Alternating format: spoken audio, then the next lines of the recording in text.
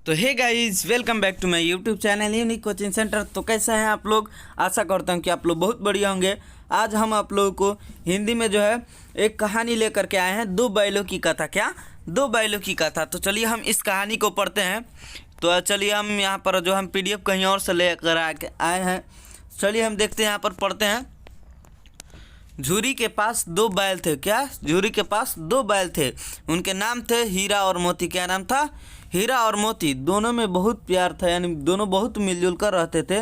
वे नाद में एक साथ मुंह डालते और एक साथ मुंह हटाते। क्या?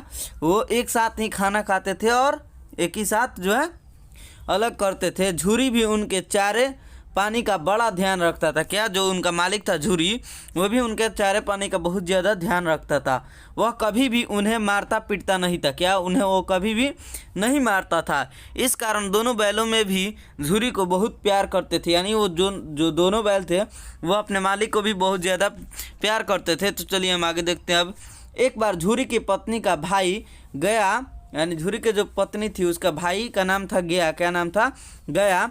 दोनों बैलों को अपने साथ गांव ले जाने लगा। क्या?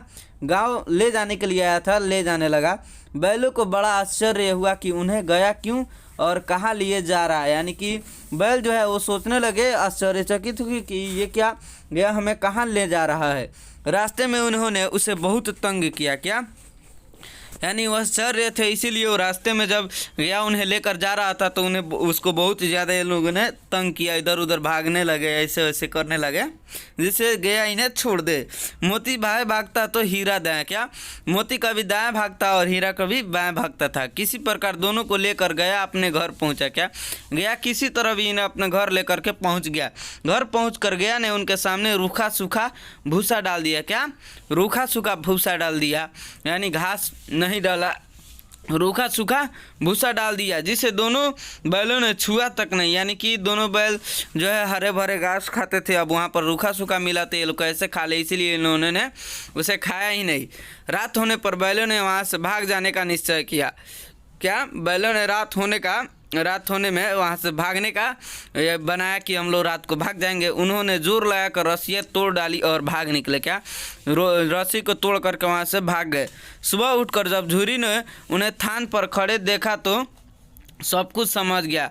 जब ये लोग सुबह अपने झूरी जो अपने मालिक के घर आ गए थे तो झूरी जो है देख करके वो सब बात को समझ गया, ये क्यों भाग कर आए हैं।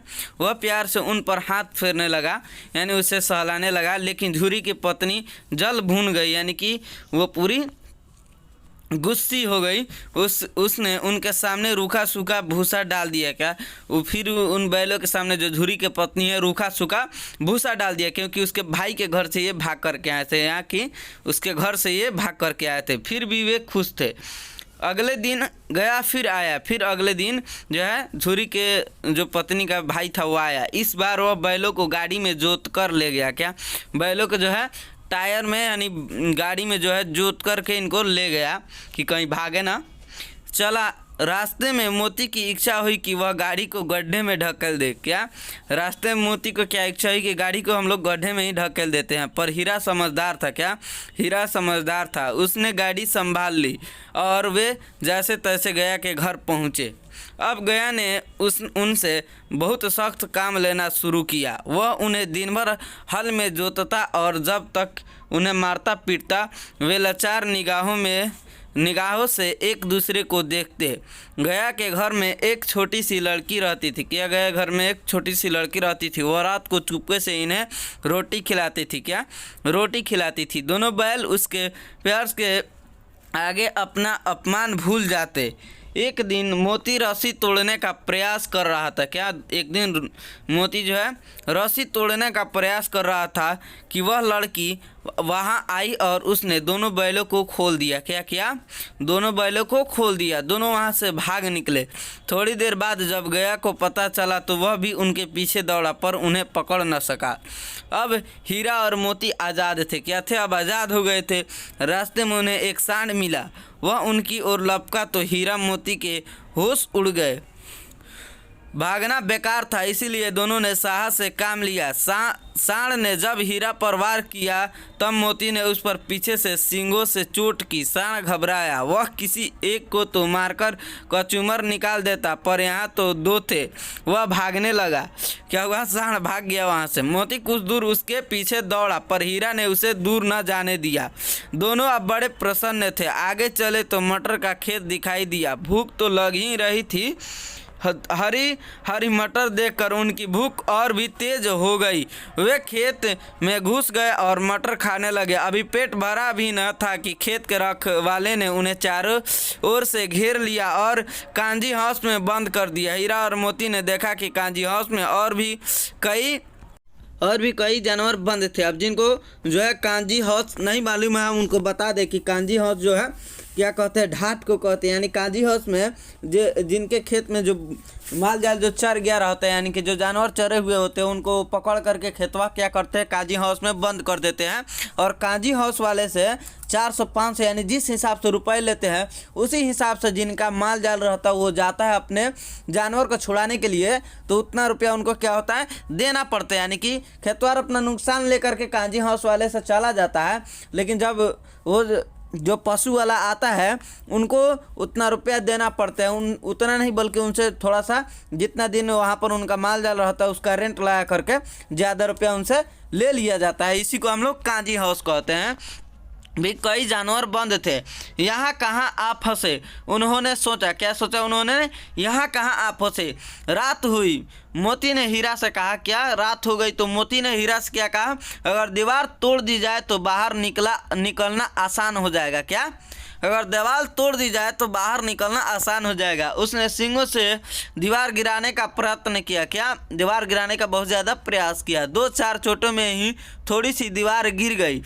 दीवार में रास्ता बनते ही पहले तो घोड़ियाँ भागी, फिर भैंसे और फिर बकरियाँ। मोती ने गधों को भी सींग मार कर भगा दिया। उसने हीरा से भी भाग चलने को कहा, पर हीरा ने मना कर दिया। सुबह होने पर कांजी हाउस वालों ने हीरा और मोती को नीलाम कर दिया। क्या? सुबह जब हुआ तो जो है कांजी हाउस वाले यानी कि ढाट वाले क्या किए, हीरा और मोती को नीलाम कर दिया, बेच दिया। नीलामी में सबसे ऊंची बोली बोलकर एक व्यापारी ने उन्हें खरीद लिया। क्या? एक व्यापारी था जो कि सबसे ऊंचा बोली बोलकर इन्हें खरीद लिया। अब वहाँ उनका नया मालिक था। क्या? अब वह उनका नया मालिक था। वह दोनों को अपने गाँव की ओर ले चला। मार खाते खाते और भूख सहते सहते दोनों बहुत कमज़ोर हो गए थे। वे चुपचाप व्यापारी के साथ चलने लगे। एक स्थान पर रास्ता उन्हें जाना पहचाना लगा। क्या?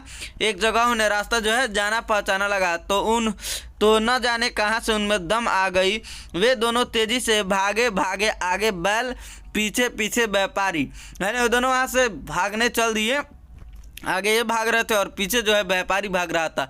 जब तक वह उन्हें पकड़े तब तक दोनों बैल अपने घर पहुंच चुके थे। क्या? वो जब तक पकड़े तब तक वह दोनों बैल अपने घर पहुंच चुके थे, यानी झूरी के पास पहुंच चुके थे। बैलों को वापस देखकर झूरी को बड़ी खुशी हुई। क्या? झूरी बहुत खुश हुआ बैल को वापस देख करके। वह उनसे लिपट गया। इतने में व्यापारी भी वहां आ पहुंचा। मोती ने आओ देखा न ताओ, वह व्यापारी पर झपटा।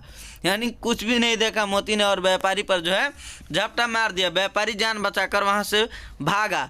झूरी की पत्नी भी वहां आ गई और उसने दोनों बैलों के माथे चूम लिए। ये जो कहानी है वो मुंशी प्रेमचंद द्वारा लिखी गई है। यानी कितना में 31 मुंशी प्रेमचंद का जन्म जो है 31 जुलाई 1880 को वाराणसी में लहमी नामक गाँव में हुआ था, जो कि इन्होंने कहानी ये लिखी हुई है। तब तक हम आज के लिए बस इस वीडियो में इतना ही। अब मिलते हैं अगले वीडियो में, तब तक के लिए बाय।